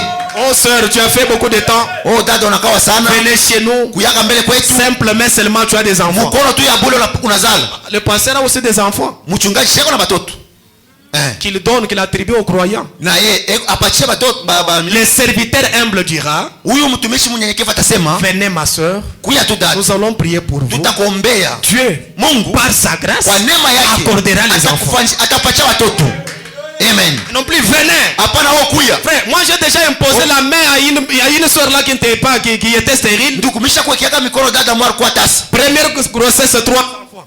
Mimba ya kwanza watoto Toi aussi non, moi c'est 4. unashikia vile sema mimi sasa ni 4. Tu n'as pas encore crié. Au yaamini pale. Tu n'as Amen. pas encore crié. Au yaamini lwako. Restez avec la vérité. Tubakie na kweli. Restez avec ce message. Tubakie na hii ujumbe banduku. D'autres choses là, Hivi vingine vyote. laissez Dieu s'en charger. Wache Mungu atabeba mabaki. Centralisez votre foi dans la parole de Dieu. Weka imani yako pako kuneno ya Mungu. Ne tanguez pas mes frères. Ushilempe Les repartis. wakati cha kwenda. C'est lui qui accuse Marc 16. Ule anashtaki Marko 16. Baba Namadi, Na Biblia inasema un jour, siku moja il y avait une femme à Chicago kulikuwa mke mmoja ku Chicago. qui avait son garçon. Alikuwa na mtoto wake mwanaume. Et son garçon voulait devenir prédicateur. Mtoto wake mwanaume alifika kuwa mhubiri. Vous savez, dans ce monde, Unajua mwa hii dunia si vous ne croyez pas le message, kama waamini il n'y ujumbe a que dans ce message mpaka mwa hii ujumbe qu'on nous apprend la profondeur du prédicateur. jo beko natufundisha enye mafaa ya mhubiri. Comment un homme devient prédicateur. Namna kani mtu anakuwa mhubiri. On nous apprend que Beko natuonesha kusema les appels mamwito et les dons na sont mazawadi sans repentir. ayombake kutubu. Dieu Mungu appelle qui il veut. anaitaka wote anapenda. Pour devenir prédicateur, Tu kuwa mhubiri on n'étudie pas Dieu à l'école. apendake kufunda Mungu kumasomo. Ça sera seulement l'intellectuel seulement. Pale itakuwa ni akili ya bumuntu. Et là, la puissance de Dieu qui change le cœur des gens ne sera pas là. Pale uwezo yeye anabadilisha mioyo ya watu itakuwa. C'est pourquoi vous voyez beaucoup d'assemblées Kama unaona makutano ya mingi avec des prédicateurs intellectuels, na mahubiri ba akili ba elimu. mais la vie des gens ne change pas. Maisha ya watu haibadilike. La vie constante. Maisha paka ile La prostitution est là comme. ukaba iko tele. L'adultère est là. Bundumba ndio tutusema. La sorcellerie. Mais ici, du haut de la chair, Huku kumbele le pasteur apporte un message social. kumimbali mhubiri anahubiri injili ya watu. Il n'a pas été appelé par Dieu. Aba ashikuitwa na Mungu. Si Dieu l'appelle, Kama Mungu alimuita, Dieu l'équipe, Mungu atampatia vifaa. il lui donne sa puissance. Atampatia uwezo yake. Cette puissance-là Ile uwezo qui va transformer les croyants. itabadilisha bakutokuamini. Amen. Amen. Alors cet enfant était allé à étudier Huyu mtoto anaenda kujifunza. pour devenir prédicateur. Akuye mhubiri. Il est allé au séminaire Akaenda kuseminari. pour étudier. Akajifunza. Sa mère qui était restée à la maison, Mama yake alibakia nyumbani. il est tombé malade. Akalukula. Il est tombé malade. Anagonjwa. Il y avait une petite église Kanisa mwa kule kupembeni de l'ancien évangile. ya injili ya zamani. Prêcher Christ avec puissance. Balikuwa wanahubiri Kristo na uwezo Les yote. pentecôtistes. Wale bakipenta. Et ces gens-là, Na bale bantu en priant, kwa kuomba la maman était devenue malade. mama aligonjwa kabisa. Gravement malade. Magonjwa kabisa Les tabani. sœurs sont venues la visiter. Badada bawili wanamtembelea. Maman, Mama, nous voulons t'exhorter. tunapenda Chez kukusubusisha. nous là, Kule on kwetu peut t'apporter. tunaweza Si kupeleka tu peux accepter, kama utaichika. notre pasteur va prier pour toi. Mchungaji wetu Et akuombee. Dieu peut te guérir. Na Mungu anaweza kukuponya. La maman a accepté. Mama akaichika. On l'a mené là-bas. Bakamupeleka kule. Comme Dieu était à l'œuvre, Sasa vile Mungu alikuwa mkazi. le pasteur a prié Mchungaji akaomba. une simple prière de la foi. Maombi tu ya imani ya kule. Conformément à Marc 16, Kufuatana na Marko 16. voici les signes Ona malama. qui accompagneront ceux qui auront cru. Utashindikisha benye bataamini. À mon nom, Kwa jina langu. ils imposeront les mains aux malades. Watakia mikono ba magonjwa. Et les malades seront Ba guéris. magonjwa wataponywa. C'est Dieu qui a fait la Ni Mungu promesse. alifanya malako. Moi, en tant que croyant, Sasa vile mwaminifu. j'ai dit Amen. Nasema amina. Mon problème, Mambo yangu c'est exécuter ni kutumikisha l'ordre de Dieu, kufanya kanuni ya Mungu, imposer les mains, kuweka mikono, prier, kuomba, chasser les démons. kama pepo mchafu. Ça c'est un ordre que nous avons reçu. Ni kanuni yenyewe Mungu alitupatia. Et c'est donné seulement aux croyants. Banapatia paka baaminifu. Et quand on lui a imposé les mains, Wakati balimwekea mkono, on a prié pour cette maman. bakaombea yule mama. La maman était guérie. Mama aliponywa. Elle est rentrée chez lui. Akarudia kwake. Le message était arrivé à son fils. Ujumbe nafikia mtoto wake. Il a appris que ta mère est gravement malade. Alishikia se mama ni tabani. Après congé, il est revenu. Kisha congé anarudi. Il a trouvé que sa maman était en bonne santé. Anapata mama yake mwafya njema. Maman, quel hôpital étais-tu pas? Ulienda hospitali yaje? Il dit non, mon fils. Asi hapana mtoto yangu. Certainement j'étais malade. Ya kweli mimi nilikula kabisa. Mais il y avait une église quelque part. Kulikuwa kanisa mwa Tu kumpembeni. vois le pasteur là? Mimi nenda kuona ule mchungaji. Un jour, des sœurs de cette église sont venues me voir. Siku batata wawili wa mwile kanisa Ils balikuwa m'ont kuniona. emporté là-bas. Bakanipeleka kule. Ils m'ont lu dans Marc 16. Bakanisomea Marko 16. J'ai cru. Niliamini. Et quand tu m'as imposé les Wakati mains, aliniwekea mkono yake, il a prié. akaomba. À l'instant même, les soirs là, je n'ai pas fait encore de fièvre. Paka pale magharibi sikuwa na maungu mosi. Jusqu'aujourd'hui. Mimi hapa unaniona. Le fils a douté. Mtoto anashakia. Il dit non, c'est faux. Aseni bya bongo. Tu as pris quel quinine? Uko na bilo rukuno. Frère Banama dit, Na bila sema, aucun médicament ne peut guérir. hakuna dawa ile inaponyaka bantu. Même si tu as la foi dans les médicaments. Hata uko na imani mudao. Ce soir, je te décourage. Magharibi leo nakufezelesha. Aucun médicament ne peut guérir. Hakuna dawa inaweza kukuponya. La guérison, Matunzo. c'est Dieu qui Ni l'accorde. Mungu anailetaka. Amen. Il y a d'autres ici Kuko bengine hapa. qui ont toujours la foi dans les médicaments. Wanakalaka na imani hapo mudao. Non, la guérison vient de Dieu. Matunzo ni ya Mungu. Amen. Il dit non, tu as pris des médicaments. Asema mama ulikuwa na dawa. Il dit non. Asa hapa. Ces gens m'ont lu Marc 16. Hapa watu walisomea Marko 16. Son fils lui dit, Mwanake na à mwanamke. l'école, on nous a appris Kule kwa masomo que balifundisha. Marc 16 Marko est faux. 16 ni ya bongo. C'est inséré dans la Bible faussement. Baliingisha na bopa paka vile mbiblia. Maman ne croit pas ces Mama choses-là. bila bintu shidiamini Sa maman sursautait. Mama kaluka. Gloire soit rendue à Dieu. Utukufu pewe Mungu wetu. Maman, tu commences à te comporter comme ces gens-là. Na unaanza kwa sababu wale bantu. Si vous êtes croyant, Kama kwa mwaminifu, frère, vous n'allez pas retenir l'émotion. hawezi kuchungia ile Quand Dieu machemko. vous fait de meilleures Mungu choses, anakufanyia vizuri. vous allez témoigner même devant les incroyants. Utashuhudia mbele ya baba wa kutokuamini. Qu'ils croient ou pas, Baamini au en hapana. affaire, je dois témoigner. Mambo yangu mimi nitashuhudia. Je dois témoigner. Mimi Ce nitashuhudia. n'est pas votre incrédulité. Haina kutokuamini kwako. Mais arrêtez Dieu d'agir. Ndio itashindisha Mungu kutumika. Dieu agira toujours Mungu et atatenda toujours et toujours. mpaka. Pour Amen. tous ceux qui croiront, Dieu agira toujours. Kwa wale wote bataamini Mungu atatenda. Amen. Il dit Marc 16 n'est pas Asa inspiré. Marko 16 ni ya Sa bongo. maman lui dit, Mama anajibu, mwanangu, si Dieu peut guérir kama Mungu anaweza kuponya à partir d'une écriture qui n'est pas inspirée, kupitia andiko ile aina na uvuto, à combien plus forte raison mara ngapi sasa si l'écriture sera inspirée, kama andiko ni ya kuvutwa, donc Dieu fera plus que cela. Mungu atafanya kushindia ile. C'est comme ça avec les croyants. Ndio vile na baaminifu. Soyez des véritables croyants. Tukuye baaminifu ba kweli. Ne soyez pas des soi-disant croyants. Tukuye baaminifu ba njina. On prie pour toi. Tu as toujours tendance à douter. Unakalapa paka sana vya kushakia, bana kuombea.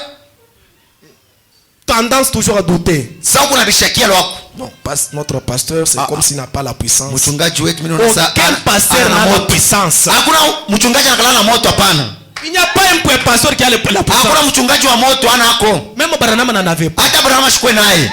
Dieu lui avait donné seulement les dons de la guérison. Mungu alimpatia tu ni zawadi ya matunzo. Et d'ailleurs, d'autres choses, Frère Branham s'attendait à Dieu. Vitu vingine Mungu Branham anaanza kuchongechea kwa Mungu. Même s'il y avait un malade. Hata ulikuwa wa malali. Je me souviens un jour, Nakumbuka siku moja. on avait amené un petit garçon Barita kijana mwa mwanaume. devant Frère Branham. Mbele ndugu Branham. Il avait une maladie cérébrale. Alikuwa na malari moja ya malaria. Ah, donc on voulait opérer cet enfant. Balifia kumupasula. Mais Lakini son père n'avait pas de possibilité. baba yake alikosa makuta. Ou son père avait des possibilités, mais les médecins ont dit que si on l'opérait, l'enfant va partir. Hao alikuwa na makuta lakini baganga walisema tukimupasule atatukufa. Ah, ce monsieur a entendu parler de Frère Branham. Huyu bwana anashikia wanasema mambo ya ndugu Branham. Il est venu devant Frère Branham. Anakuwa mbele ya ndugu Branham. Dans ce temps-là, vous savez, Mwile wakati mnajua. à cause de l'excellence, dis donc, que Dieu avait donné à Frère Branham. Juu ya zawadi ya bei Mungu alipatia nabii Branham. Branham ne priait pas encore à divagation. Branham ashikwanza kuomba ovyo hivi Il hapana. accordait les cartes, les numéros de cartes. Alianza kupeleka manamba ya makati. On vous appelle le numéro 1, peut-être jusqu'à 50. Banaita namba fulani kufika na 50. Vous alignez, commence à prier pour vous. Unalipanga anaanza kuniombea. Ce monsieur est venu sans carte de prière. Huyu bwana anakuwa bila ile karte ya maombi. Et quand il est venu, Wakati anafika comme il était tellement surchargé, c'est passé avec son fils. alikuwa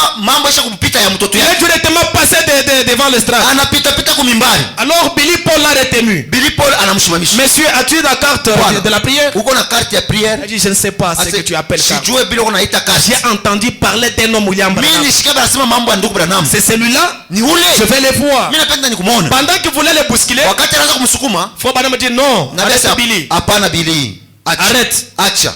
Laisse-le. Umwache. Alors Frère Branham l'a appelé. Nabii akamuita na Il est monté avec son fils. akakuwa na mtoto yake. Alors, Njoo. Frère Branham pose la question, qu'est-ce que tu veux? Nabii anamuuliza unapenda Il nini? a expliqué les problèmes. Anamuonesha mbele mambo vile ilikuwa. Écoute mon fils, Kia mtoto yangu. il y a ceci. Uko mambo fulani. Il est malade. Eko On malari. dit que s'il sera opéré, il va mourir. Baki mupasula takufa. Si tu pries, Wewe ukiombe. moi je crois qu'il sera guéri. Mimi sasa taponywa. Frère Branham fait une prière. Nabii anaomba maombi. Sur le champ, Paka pale. l'enfant rentre tel qu'il était là. Mtoto anarudia paka vile alikuwa. Tellement tel qu'il était là. Paka vile alikuwa. Pendant qu'il était en train de partir avec son fils, Wakati akonenda na mtoto yake. en train de pleurer, Beko nalia. Dieu donne la vision à Frère Branham. Mungu analeta onyo kwa nabii. Voyez, Unaona? Dieu Mungu a son temps, eko na wakati a sa manière d'agir. na namna yake ya kutumika. D'ailleurs, Frère Branham dit, Na Biblia inasema Dieu fait certaines Mungu choses anafanya mambo mengine sans même les montrer au prophète. bila kuionyesha nabii. S'il cache certaines choses au Kama prophète, basi anaficha vingine kwa nabii. alors vous qui êtes-vous? Sasa wewe uko nani?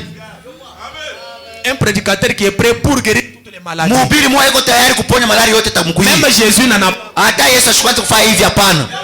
Amen. Traitement, tu peux découvrir non c'est un faux celui-ci. Mpaka pale utavumula sasa ni wa bongo kumbi. Frère, cancer ici, nous guérissons. Cancer. Ale hapa tu kuna Il pona. devient aussi comme les charlatans ici. Anakuwa sababu ya bafumu pale tunashikia kwa maredio. Ici, guérison de cancer, Oh, sida. matunzo ma cancer bi fulani. Venez simplement, Mkuyeni mkono tu bule. vous Mambo recevez recevez. votre chose. Munapata matunzo yenu. Et quand Frère Branham a vu la vision, Wakati nabii aliona ile onyo, Dieu lui a dit, Mungu akamwambia, rentre, rudia. va quelque part. Wende fashi Tu fulani. vas te rencontrer avec une certaine femme, Utapatana na mke fulani. habillée comme ceci, Mwenye comme cela. kuvala mwii namna ya hivi. Cette femme Ule mke va t'amener atakufikisha là où il y a un véritable chirurgien, un homme naturel. pale peko munganga wa kupasula vya Et kweli. quand tu vas faire l'opération, Wakati atapasula, ton enfant sera guéri. mtoto yako ataponywa. Regardez la manière d'agir de Dieu. Angalia namna Mungu anatumika. Il pouvait guérir l'enfant sur le champ. Aliweza kumponya paka pale. Dieu refuse. Mungu anakatala. Il l'envoie encore à l'hôpital. Anamtuma tena kwa hospitali. Dieu agit de sa manière. Mungu anatumikaka mnamna yake vile anapenda. N'obligeons pas Dieu à agir de notre manière. Tusimsukume Mungu atumike vile shetu tunapenda. C'est là qu'il y a beaucoup d'échecs. Ndio pale panakuwa kuanguka kwa mingi. Et quand le Messie est parti, Wakati Bwana alienda, comme la vision de Frère Branham ne pouvait jamais manquer, sasa vile onyo na ndugu Branham haikuwezi Frère kushindwa. Branham a dit, Na Biblia inasema, ainsi dit le Seigneur, hivi Bwana Mungu n'a anasema. jamais manqué. Hivi Bwana anasema yeye ako sawa. Chaque vision que Dieu me donne Kila onyo Mungu ananipatia s'accomplit à la lettre. iko natimilika paka vile milioni. Et nous sommes croyants. Shetu kubaaminifu. Si vous êtes des sceptiques, des incroyants, tant pis pour vous. Kama mwe muko ba mashaka ba kutokuamini na bingine mambo Quand le yenu. Messie a rencontré la dame, Huyu bwana anapatana na ule mke. la dame l'a conduit chez Ule mke ses médecins. akamuongoza kwa ule munganga. Quand on a opéré l'enfant, Wakati walipasula mtoto succès. bila uwezekano. L'enfant était guéri selon l'ainsi dit le Seigneur. Ponya paka vile Bwana alisema. Donc il y a certaines choses Kuko mambo mengine que Dieu lui-même retient. ile Mungu mwenyewe anajichungia. Même Jésus, Hata Yesu quand il est passé là, wakati alipitia à pale la piscine de Bethesda, kijiba ya Bethesda, il a trouvé autant de personnes. alipata mamalari tele. Jéhovah incarné dans les corps. Mungu mwenye kuikala mumwili Il pouvait prononcer la parole. aliweza kusema msemo. Tous les malades soyez guéris. Magonjwa bote ale mponywe. Mais Jésus a guéri une seule personne. Yesu aliponya ni mtu moya. Amen. Mais voyez les gens amener les Asa, bottes. unaona mtu kuna Qui sont leteni bote ba fulani na ba fulani. Ils seront guéris. Bataponywa. Baba. Suivez les principes de la parole, vous serez bénis. Tufuateni makanuni ya neno ndio tutabarikiwa. Les promesses de Dieu sont pour ses enfants. Malako ya Mungu ni ya watoto yake. Donc nous allons appeler le ministère public et puis peut-être les témoins de charge les jours qui viendra. Ministère public tutabaita au mshuhuda wa mambo tutamuita yeye mashiku ijayo. Mais nous voulons appeler le ministère public pour fonder l'accusation de ces témoins. Hapa tuite ministère public hakikishe aseme mambo ya bashuda baki. Et là nous prenons le procès 21 juin 64. Tubebe mahubiri kusamba ya tarehe 21 mwezi wa 6. Là nous étions en train de lire. Pale penye tulikuwa nasoma. Frère Branham dit ceci. Nabii anasema ifuatayo. Par conséquent, la Bible doit être rejetée. Kwa hivi Biblia banaweza kuitupa. Ça c'est la conclusion de messieurs incroyants, messieurs patients les autres. Jo vile huyu wa kutokuamini wa mashaka na bengine vile bo banaona sasa. Si une partie de cela, kama tu kipande ya hii un seul verset de cela n'est pas digne de confiance, andiko tu moja haistahili kuitumainia, je ne peux pas faire confiance en une quelconque portion de cela. sitatumainia hata kingine kia ile mambo. Soit tout est la vérité, Au ni vyote viko vya kweli, soit rien de cela n'est la vérité. au vyote ni vya bongo. La solidité d'une chienne Nguvu ya mnyololo se mesure à son maillot le plus faible. beko na iangalia mu ile viunge vya Vous teketeke. savez ce que je veux dire. Munaelewa kile ninafia kusema. Maintenant, le ministère public s'avance là pour soutenir l'accusation Bantu ya serikali banachofa njua kuhakikisha ile mashtaki et établir l'affaire. C'est Satan qui vient maintenant pour fonder l'accusation de ces gens. na kukata mambo. Ni shetani anaanza kwa sasa kupatia sasa bei ile mashtaki ya bale bantu. Il veut établir cela. Anapenda baiweke sasa Eh pale. bien, suivez ce qu'il dit. Mushikie bila atasema. Dieu a tort d'avoir placé des minables promesses dans sa parole Mungu alikuwa anakosa kuweka hii maadi ya hivi muneno yake pour ses enfants croyants, juu ya watoto yake benye baaminifu, afin de tester leur foi par cela. juu ya kujaribu imani yao kupitia ile. En effet, Kwa kueleza elles ne sont pas vraies. aina ya vya kweli. Il a des témoins ici pour prouver que cette parole que Dieu a promise dans sa parole Yeule. comme étant vraie. Eko na bashuda baki benye batashuhudia sasa hii neno aina ya vya kweli. Il a des témoins assis ici, Eko na bashuda benye kuikala hapa pouvant prouver avec des attestations médicales à l'appui benye banaweza kuhakikisha na vipimo ya baganga et par leur témoignage na kupitia maushuda yabo qu'ils étaient malades, balikuwa ba malari, qu'ils ont été comme ceci, balikuwa hivi na hivi, ils ont été comme cela, balikuwa muhii namna, et ils ont accepté ces soi-disant écritures divines inspirées. na bo balichikia hii malako banaita sema yenye kuvutwa, Ils les ont éprouvées. bali heshimia na kuitumikisha, Elles ne sont pas vraies. lakini banaona sema ni ya bongo. Il a des témoins pour établir Eko cela, na bashuda juu ya kusema hii mambo que ces paroles ne sont pas na vraies. kusadika kusema hii neno ni ya bongo. En effet, Kwa kueleza il n'a donc tenu aucune d'elles.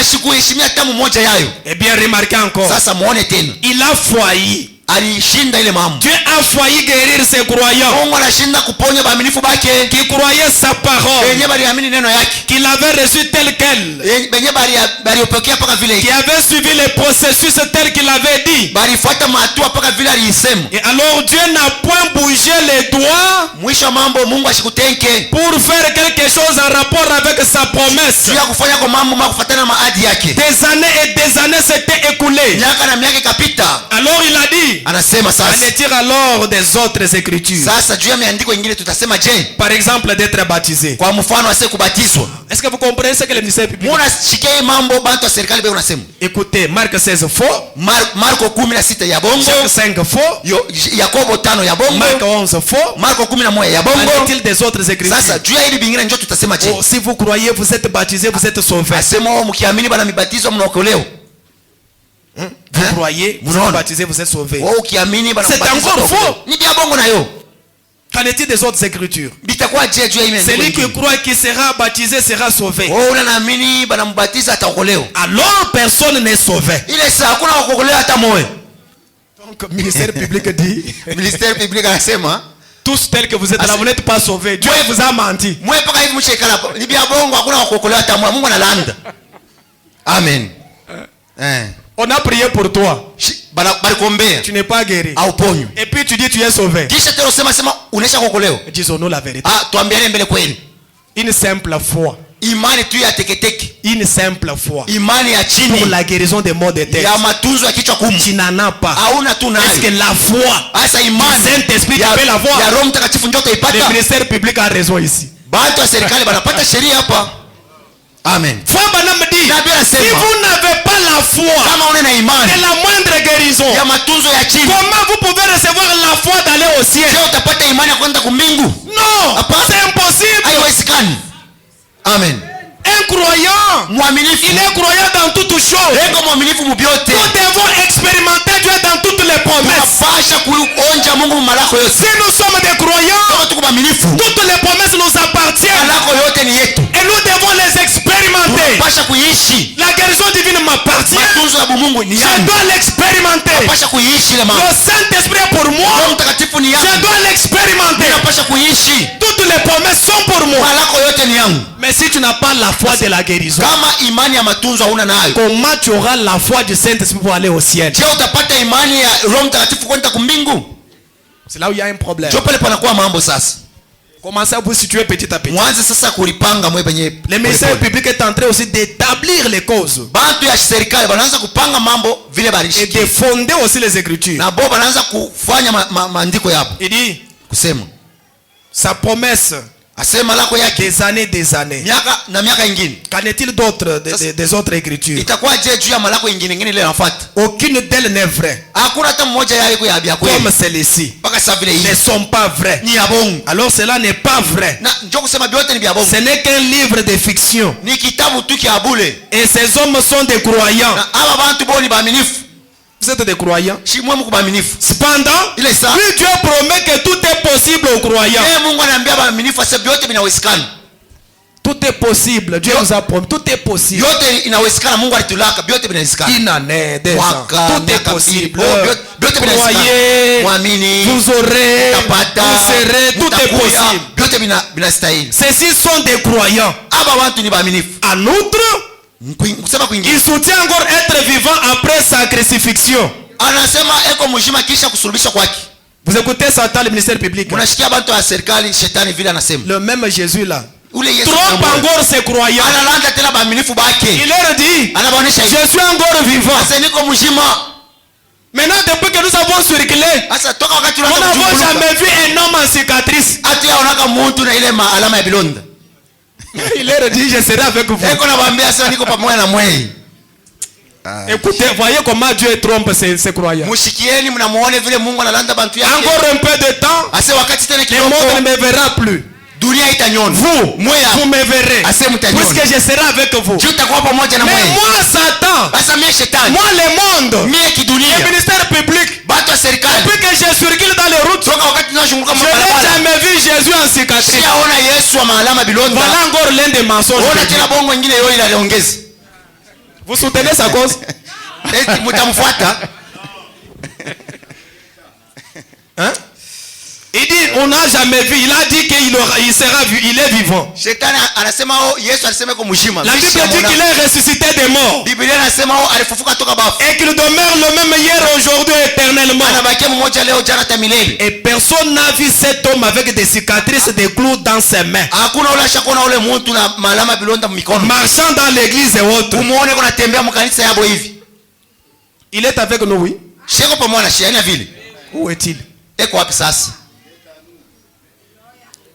Satan veut voir le même Jésus en cicatrice sur shetani la terre. yeye anapenda aone Yesu wa maalama bilonda yeye unatembea mabalabala huko Et Hébreux 13:8 n'est pas vrai. ase Waebrania 13 Il n'est pas le même hier, aujourd'hui, éternellement. ni ya bongo Yesu ana mmoja jana leo hata milele Parce qu'il n'est pas plus qu'un homme. juu ye ashishinde muntu Il est incapable de tenir sa promesse. ana na mamlaka kutimiza ahadi yake Il a été mis à l'épreuve par ses témoins. bali mujaribu kupitia bashuda baki Il ne tient pas sa promesse. ashitimize malako yake Par conséquent, kwa kueleza basi les livres devraient être jetés dans la poubelle et oubliés. kitabu ni kuitupa tu mchalala na kuhesabu kunaishi Cela n'existe pas. aina kwa ikalake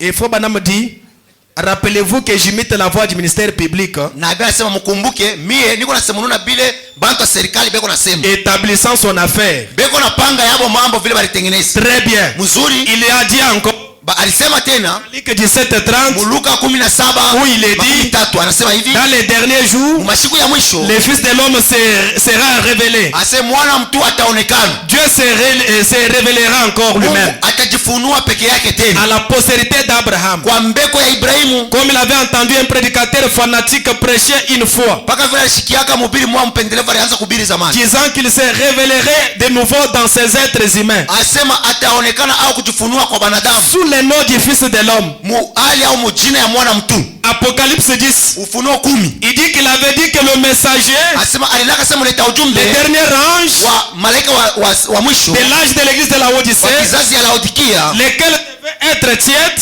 yo yenyewe ile kizazi pasha kwa ya kivukuvuku que Jésus qui est la parole serait mis hors l'église. na Yesu mwenye kwa neno batamutupa nje ya kanisa Il a qu'au cours de ces dispensations, alihakikisha kusema kadiri ya ile il vipindi y aurait des choses qui n'avaient pas été révélées aux réformateurs, kutakuwa vitu venye abakufunulie bale bakurudisha bintu des âges primitifs. ile mabizazi ya zamani. Mais que dans les derniers jours, Asema mukizazi kia mwisho, la fin donc, kumwisho le kule, message du septième ange, ujumbe ya malaika wa saba, du septième messager, ya ule mleta ujumbe wa saba, que toutes ces écritures seraient rendues réelles et manifestées. na hii miandiko yote itaonekana na kwa ya kweli. Une telle personne n'existe pas sur la terre. Asema mtu wa hivi ashina ako muibulongo, Elle n'a jamais existé ashia kuyaka ako, et n'existera jamais, soutient-il. ashita kuyaka ako vile batu wa serikali banasema.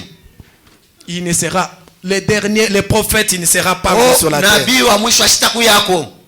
C'est Jésus qui était le dernier. Aseni Yesu ndio alikuwa wa mwisho. Le temps est parti. Je ne vais pas Wakati vous prendre ndio beaucoup de inaenda. temps. Nous voulons suivre la suite du procès. Tulipenda kufuata mwisho ya Et mambo ya vous kusema. situer dans votre croyance, dans ce que vous êtes en train de croire. Ulione mu kuamini kwako bila unesha kuamini. Pour que vous ne soyez pas ballottés à n'importe quel vent. Juu ushikuye wa kulempa mpepo yote. Amen. Amen. Et vous allez voir que Dieu va rendre témoignage. Na utaona kusema Mungu na yeye atashuhudia. Il viendra mettre au clair ses accusations. Atakuya na yeye aoneshe wazi ile mashtaki bali bushtaki. Pour rappeler à ses enfants que ses promesses ne sont que pour ses propres enfants. Kukumbusha bantu kusema malako yake ni mpaka ya batoto yake. Alors j'aimerais que nous puissions partir à l'esprit comme cela. Napenda tuende na hii mambo mbabichwa mwina. Les accusations sont portées contre la parole de Dieu. Kusema hii mashtaki banaleta juu ya neno ya Mungu. Il y a les gens peut-être sur qui on avait prié. Kuko bantu wengine saa zingine bali baombea. Il y a 2 ans la maladie est là. Miaka 2 nenea malari kupaka pale. Est-ce qu'ils ont les doutes? Eti beko na shaka. Ils ont douté de la parole? Balishakia neno ya Mungu. Est-ce que réellement ils croient, ils tiennent à cette promesse? Eti kweli kweli banabamba ile malako. Il y a quelqu'un qui avait prié jusque là, la chose n'est pas encore arrivée. Kuko muntu aliomba tina hapa mambo haifanyiki. Est-ce que Dieu a menti? Eti ni Mungu alilanda. Nous viendrons encore voir la chose. Tutarudilia kuona hii mambo. Que Dieu vous bénisse pour ce Wala soir. Mungu amibariki juu ya magharibi ya leo. Nous allons tenir debout. Tushimame bwima. Nous allons chanter et sortir. Tutaimba na kutoka. Chanter, prier et sortir. Tuimbe, tuombe na tutoke. Mon frère, ma soeur, Ndugu na dada, le Dieu qui t'a appelé, il t'aime. Mungu alikuita la